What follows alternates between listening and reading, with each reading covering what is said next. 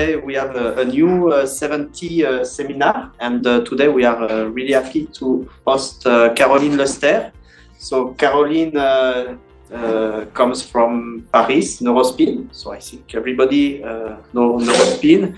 They have 7 Tesla, but also the famous ESULT MRI with 11.7 Tesla. And Caroline did her PhD in Rennes, in Brittany, and she came at Neurospin after as postdoc, and she's now working at Neurospin since 2017, so 8 years. And she's working on the 7 Tesla and 11 Tesla. And today she will do a presentation on the methodology, the potential of ultra-high field scanner. And we will have the view of Neurospin and Caroline about that. So thanks again, everybody, for coming, and welcome, please, Caroline. Thanks again for coming. Hello, everybody, and thank you for the introduction and the invitation. I'll discuss today about leveraging the potential of ultra-high field scanner for fMRI studies. So I did it, but I'll make a small presentation of Neurospin. So Neurospin is located in the southwest of Paris. We are approximately 150 staff members. And the main research topics are the ultra-high field methodological developments. That's the metric team in which I am. There are some teams working on neuro development, on the brain aging, psychiatry and cognition, etc. And so we have the homemade 11.7 Tesla scanner, ESULT. But we also have other scanners. We have a 3 Tesla and a 7 Tesla, and that we just upgraded to CIMA X and Terra X. And we have also some preclinical scanners and the MEG facility. First, I'll discuss of the interest of ultra-high field for fMRI studies. So there are approximately 36,000 scanners below 7 Tesla in the world, 130 scanners at 7 Tesla, and only a handful scanners above 7 Tesla. There's a 9.40 in Tübingen, a 10.50 in Minneapolis. We have a 11.7 Tesla scanner in Neurospin, and there's also one in South Korea, but we don't have so much information about it. There are other scanners that are being built.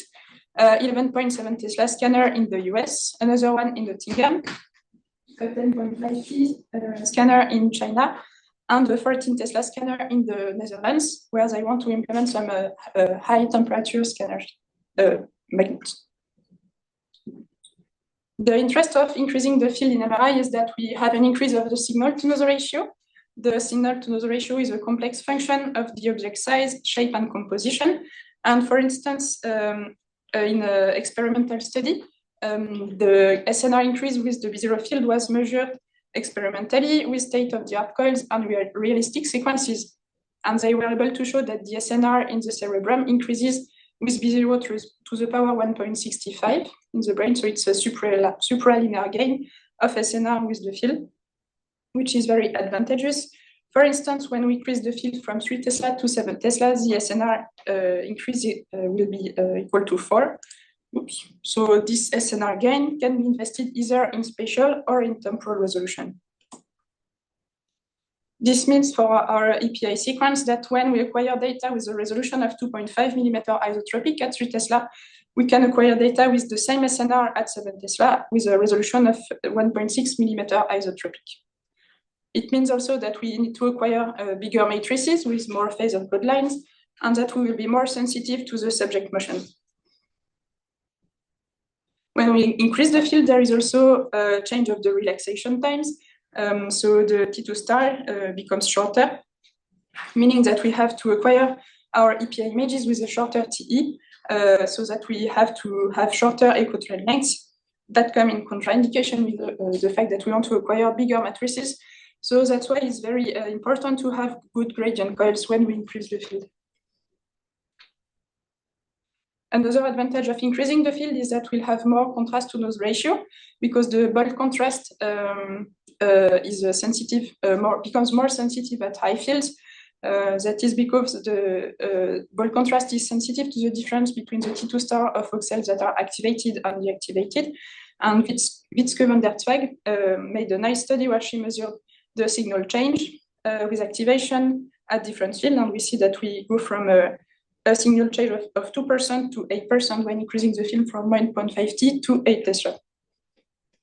We have also a better localization of the ball contrast when the field increases. That is because the signal increases more in the microvasculatures and in the veins. And we can study other contrasts because of the SNR gain, for instance, the vasocontrast. One thing to be aware is the TSNR limitation. So the TSNR is computed in a voxel as the mean of the time series over its standard deviation. It's kind of a proxy for sensitivity in fMRI studies. When the SNR increases, there's first a linear increase of the TSNR, and after sometimes the TSNR increase is limited by the physiological noise, and it reaches an asymptotic limit. So when we increase the field, we increase the SNR, and there's kind of no choice but to try the SNR gain for resolution, spatial or temporal. And a concrete example, at 7 Tesla, we can acquire data with a resolution of 1 millimeter isotropic with a whole brain coverage, or a restricted band coverage and a resolution of 0.8 millimeter, and at 10.5 T, we can acquire whole brain data at 0.75 millimeter, or restricted band coverage at 0.65, or even 0.4 millimeter. That's a recent study from Luca Visuali. And of course, one application example is to acquire data at the cortical layer level.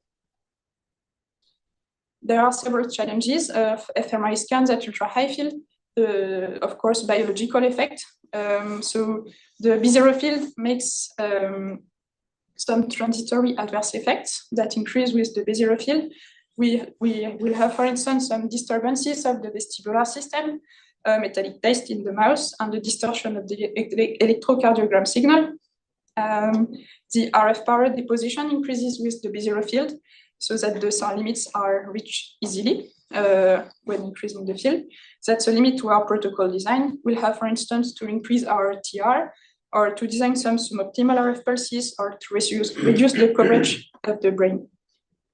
There is also an increase of the inhomogeneity of the SAR distribution with the appearance of SAR hotspots, so with the risk of local tissue damage, and it's thus very important to compute accurately the local SAR. The gradient performances are mostly unchanged. So there's still the limit of the peripheral nerve stimulation, but also the acoustic noise becomes much more important, and it can reach 120 dB. So here again, that's a limit for protocol designs, especially when we want to have some high resolution images with the SMSEPA sequence. Now let's look at the physics challenges. There is an increase of the B0 field homogeneity because of susceptibility differences between the organic tissue and air that result in a non-uniform delta B0 distribution. And we have some strong field excursion that persists even after the shimming. So one solution that we implemented in Eurospin is to design some additional shim arrays. So that's this brown device here. So it's an additional shim that can generate a B0 field that will add up to the B0 correction of the Siemens scanner. There is also an increase of the B1 plus inhomogeneity because of dielectric resonance and field focusing effect. For the EPI sequence, that will translate in an overshoot required to reach the Ernst angle in the cortex. So here again, we will reach the SAR limits with the SMSEPA sequence.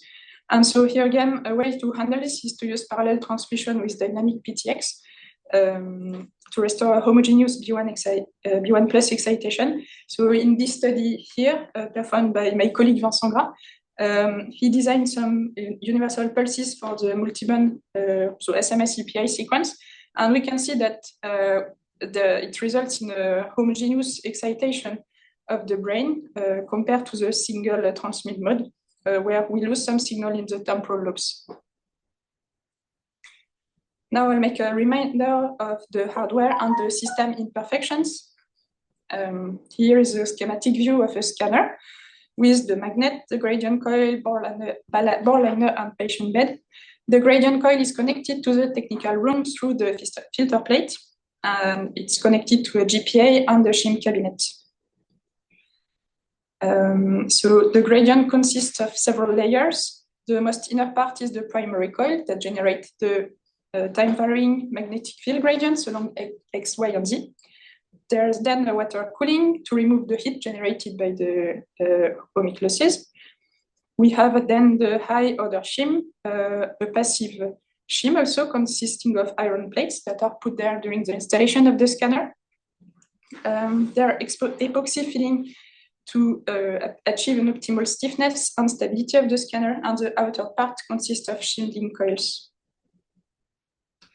Our ideal gradient system should have a high amplitude, a high slew rate, be linear and accurate, of course. And it's important to have in mind that the performance of the gradient is closely related to the one of the gradient power amplifier. So it's a cabinet that is located in the technical room, and it drives the gradient coil. And the performances of the gradient and the GPA are closely related. So the gradients are such complicated devices that they have some imperfection. There can be some eddy currents that are unwanted electric currents in the conducting structure of the scanner when there is some strong gradient activity. And we always have some multiple eddy currents that coexist with different time constants. These eddy currents can be well predicted. There's also the gradient heating, because the water cooling does not fully compensate the heat generation. So for instance, in this specific experiment, in 10 minutes, the temperature of the gradient increased of about 30 degrees. And that's important to have in mind because the gradient response is modified with heat. And the gradient heating, the behavior of the gradient heating is changing to predict. There are also some mechanical vibrations of the gradient when it's turned on and off because of Lorentz forces. For instance, on the EASL scanner, when we were doing the commissioning, we placed some accelerometer on the gradient and we were able to measure the acceleration of the gradient coils along X, Y, and Z. And we can see that it increases almost linearly when we increase the field. And there are also some mechanical resonances of the gradient that we'll discuss later. So this imperfection lead to some field imperfection that can be either linear or of a higher order, constant or varying through time, and last for a short or long term. And it will result in distortion on our Cartesian acquisition, blurring for the non-Cartesian acquisition, ghosting and shifts. And that's detrimental for our fMRI experiment because the API are gradient demanding sequences that use long retards, and it will also affect the temporal stability. Some solutions are implemented at the scanner. On the hardware side, we have the shim and the gradient shielding. There is also a pre-compensation of the gradient waveform. There is eddy current compensation during the signal reception and the post-correction of the acquired data, for instance, to take into account the non-linearities. So overall, the gradients are much more reliable today than they were in the past, but there are still some imperfections that are problematic for advanced MRI methods. Many of these artifacts could be corrected if we knew the actual magnetic field gradients that are played by the scanner. So different methods exist to measure and correct this imperfection. It can be their calibrations, some specific sequences, or we can use the field monitoring, for instance, the scope camera device. So now we'll see how to characterize our system and how this translates to fMRI studies. The most popular way to characterize our system is to measure the gradient impulse response function. It's called the gradient transfer function in the frequency domain. So theoretically, if we want to compute a transfer function, we want to play a Dirac. It's impossible, of course, with our MRI scanner. So we play some triangular blips instead, with increasing duration in order to span all the frequencies. So we play these blips sequentially over the X, Y, and Z axis. That's our input. And then we measure the actual gradients that are played by the scanner with the field camera. That is our output.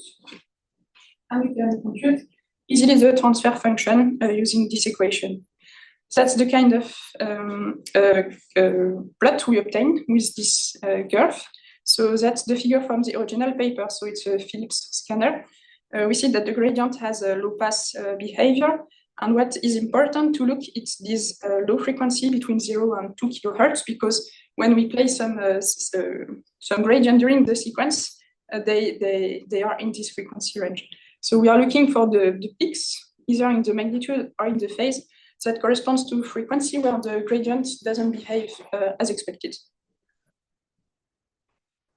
So when we were commissioning our 11.7 Tesla, we did measure this GERF that we call the GTF. And we noticed that there is a strong excursion at 1350 Hertz on the z-axis. So it's a frequency at which the gradient doesn't play what we want. And it's actually something that is known on the SC72 gradient coil. So it's the one that is also on the Terra system. It's called the breathing mode of the gradient. So when we excite the gradient at this frequency, it will make some dilation and retardation movement. And that is because of a mechanical vibration of the gradient induced by Lorentz forces.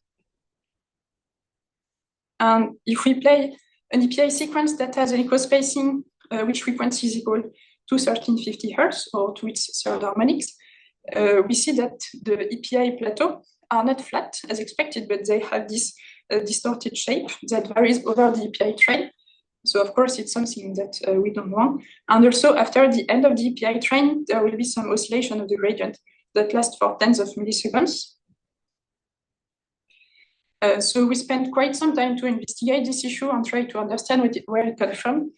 And in the end, we found that when we unplug the third order shim at the filter plate, so between the technical room and the MR room, we can reduce dramatically this specific artifact, as you can see on this graph.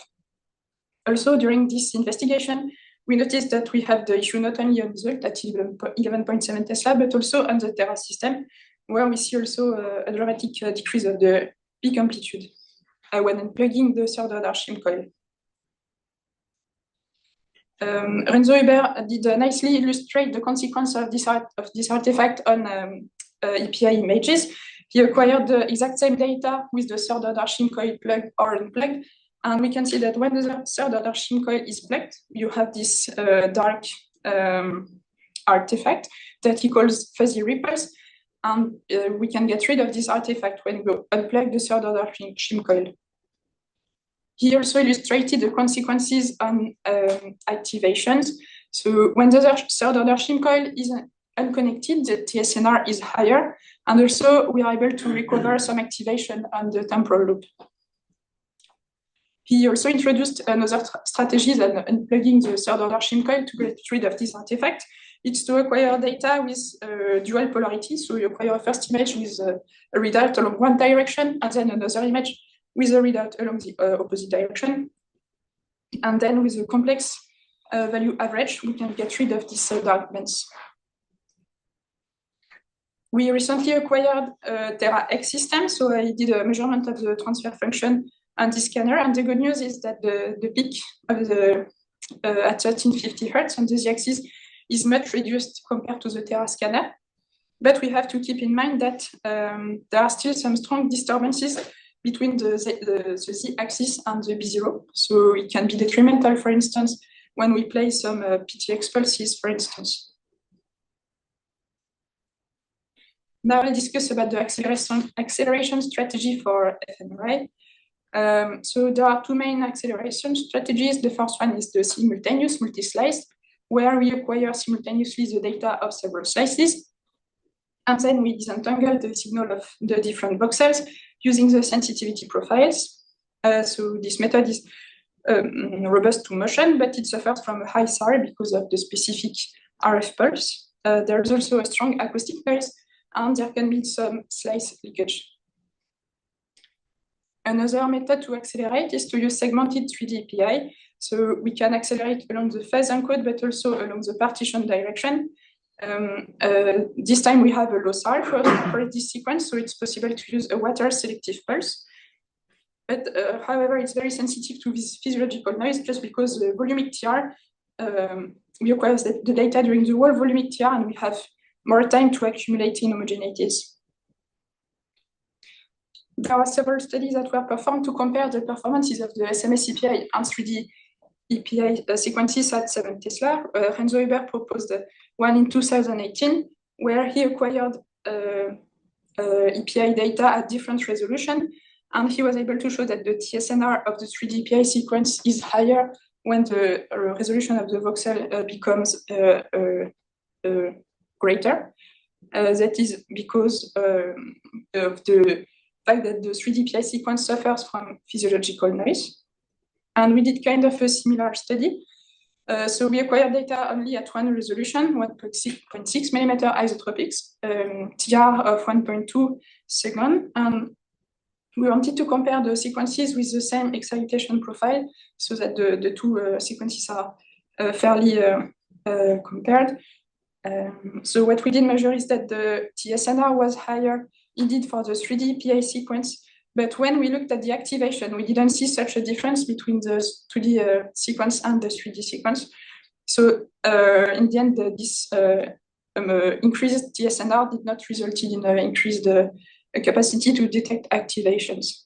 But still, the 3D PI sequence has a lower SAR and acoustic noise, so it's still favorable. Another way to accelerate in fMRI is to use non-Cartesian sampling. There can be some small deviation from the nominal trajectories. We can either measure them or predict them with the GERF. So it's of course especially problematic for the non-Cartesian sampling acquisitions. And we do the correction by integrating the actual phase coefficient in the signal model. And then we have, of course, non-Cartesian data. So we have to reconstruct the images using a non-uniform Fourier transform. So in Eurospin, we have a team that is working on such an acquisition. It's called the sparkling. And for fMRI, you have these very exotic trajectories. And you see here an image acquired without any correction for fMRI protocol. So it was 1 millimeter isotropic, TR of 2.4 seconds. So the image looks very blurry. And if you add some correction for the static B0 or dynamic B0 or even the gradient up to the first order, we can see that there's a nice recovery of the anatomical details in our fMRI experiment. In these studies, I could also show that this results in a TSNR increase. So we have 3 different volunteers here represented. Without correction, the TSNR is kind of low, and we can recover some TSNR with the correction. The last part is about the fMRI on ESULT. We are using a segmented 3D PI sequence that comes from the Bones team. It is slightly modified in order to incorporate some servo navigator for prospective motion correction and also a field correction up to the first order. It is also enabled for PTX, so we can read some external pulses, and also it has some skip KP capacities. So when we had the sequence for the first time, we monitored the gradient events with our field camera. So we could see the RF and slab selection, EPI train, our rewinder and imaging spoiler, and at the end of the TR, our fat spoiler. But what we noticed is that we had some very strong B0 oscillation occurring after the end of the EPI train and after the fat spoiler. So if we look at the frequency of this oscillation, we see that it's here again the 1350 Hertz that is making some problems. And also that we have a beating phenomenon with a frequency of 77 Hertz. So this oscillation are recreating every few milliseconds. And overall, this oscillation lasts for about 35 milliseconds.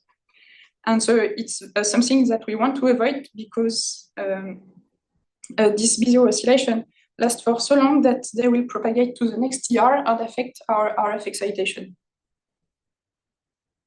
So we worked with the Bone team in order to modify the shape of the gradients, the rewinder and spoiler. And also we found that it was not necessary to have a fat saturation at 11.7 Tesla because the frequency of water and fat are sufficiently different. So in the end, when we use this rewinder and spoiler with a smooth slopes, we don't have this B0 oscillation anymore. So in the end, the study that we just performed last year, we tried to publish the paper now. It's the validation of fMRI result. So we acquired data with, it was not, the aim was not to go for really high resolution, but more to make a validation that we were able to perform fMRI result, because on the first images we acquired, it was not so obvious it would work. So we just did a resting state protocol and for volunteers at 11.7 Tesla, and we were able to detect the default mode network. So we considered its validation of fMRI. We tried to make a comparison with 7 Tesla, but so in the end, since we were able to detect this DMN, we considered we were able to make fMRI, but it's still under development because now we want to develop protocols with our neurocognition colleagues. So I'm working now with a colleague who wants to look at numerosity in the brain. And now we are targeting a protocol with a resolution of 0.8 millimeters. So we just need a lot of different scans to measure the TSNR and see which TE is the best for her experiment. So here you have some example of the API images acquired on result. So we have nice anatomical details and a very strong T2 star contrast. And I added this last slide because we discussed this yesterday. So if, because some scans that we acquired with my colleague at 0.8 millimeter, sometimes we had these strong ripple artifacts, and we tried this method to acquire the images with readout in one direction and the opposite readout direction. And then you can see they are strongly affected by artifacts. And when we make the combination of the two images, we're able to recover a very nice image. So it seems to work very efficiently. It does not result in a TSNR benefit, but it's very beneficial when we process the data through fMRI prep to have these clean images compared to this one, where the pipeline gets a bit lost with all our artifacts. And so that concludes my talk, and I thank you for your attention.